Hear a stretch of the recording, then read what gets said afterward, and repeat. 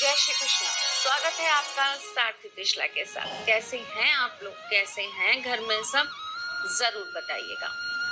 जन्माष्टमी नजदीक आने को है और जन्माष्टमी से पूर्व शनिवार के दिन ये उपाय करना अत्यंत जरूरी है।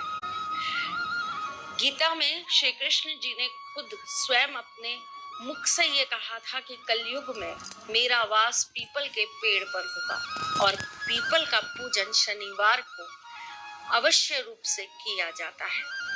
और दिन हम पीपल का पेड़ का पूजन करना निषेध मानते हैं, क्योंकि हम इसके पीछे एक छोटी सी कहानी को प्रमाण के रूप में आपको देते हैं। ऐसा कहते हैं कि माँ लक्ष्मी की एक और बहन है जिन्हें अलक्ष्मी कहते हैं और इन्हें श्राप मिला था कि ये रविवार से लेकर शुक्रवार तक पीपल पर वास करेंगी और शनिवार के दिन हरि विष्णु नारायण जी के साथ महालक्ष्मी का वास पीपल के पेड़ पर होगा।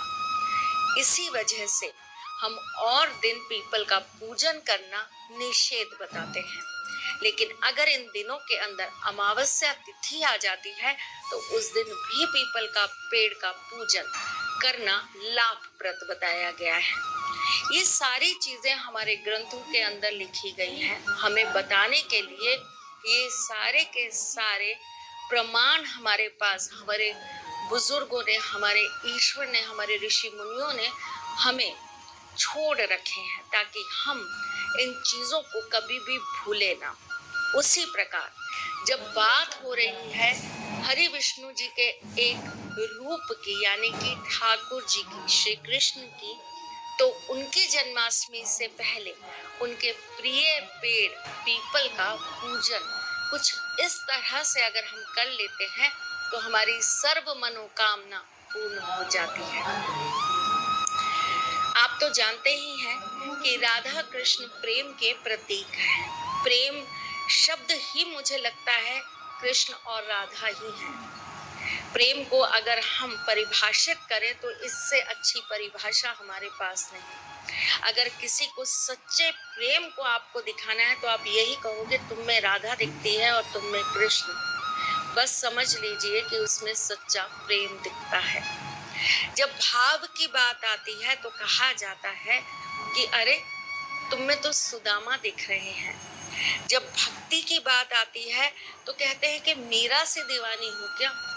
जब किसी के लिए पूर्ण समर्पण और अपने आप को अर्पित करने की बात आती है तो कहते हैं कि अरे ये तो कृष्ण की गोपियों की जैसी है। यानी कि किसी भी रूप में आप देख लीजिए, जब बात प्रेम की हो रही हो तो बात श्री कृष्ण की और राधा रानी की ही होगी। तो आज आपको अपने प्रेम को अगर पाना है, आपको अपनी मन वांछित इच्छाओं को पूर्ण करना है, तो आपका पीपल के पेड़ पर क्या उपाय होना चाहिए ये मैं बताने आपके सामने आई हूँ। और मैं कौन हूँ? मैं आपके एस्ट्रोलॉजर हूँ, वास्तु शास्त्री हूँ, चेहरा भी पढ़ती हूँ, आवाज भी पढ़ती हूँ, हाथों की लकीरें भी पढ़ लेती हूँ। चूंकि आपकी सारथी हूँ इसलिए आपको जीवन का सार देने चली आती हूँ। पीपल के पेड़ पर जाकर आपको एक पीले रंग का कच्चे सूत का धागा बांध कर आना है और अपनी मनोकामना आपको पीपल देव को बोल करानी है। पीपल देव का पूजन हम नाना प्रकार से करते हैं, पर आज इस बार आप इनका पूजन कुछ इस तरीके से करेंगे। आप संध्या के वक्त पीपल के पेड़ के नीचे 4 मुखी आटे का दीपक जलाएंगे और वो भी सरसों के तेल का। 11 परिक्रमा लगाएंगे और ओम नमो भगवते वासुदेवाय नमः इस मंत्र का निरंतर जाप करते रहेंगे। उसके बाद आपको पूरब की तरफ मुख करके पीपल के पेड़ के नीचे बैठ जाना है और आपको अपने मन की हर भावना को, अपनी हर इच्छा को, अपनी हर मनोकामना को ठाकुर जी को बोल देना है। आपको पीपल के पेड़ के समक्ष बैठकर अपने मन की बात ठाकुर जी तक पहुंचा देनी है। छोटा सा उपाय है, करेंगे तो इससे आपको लाभ जरूर होगा।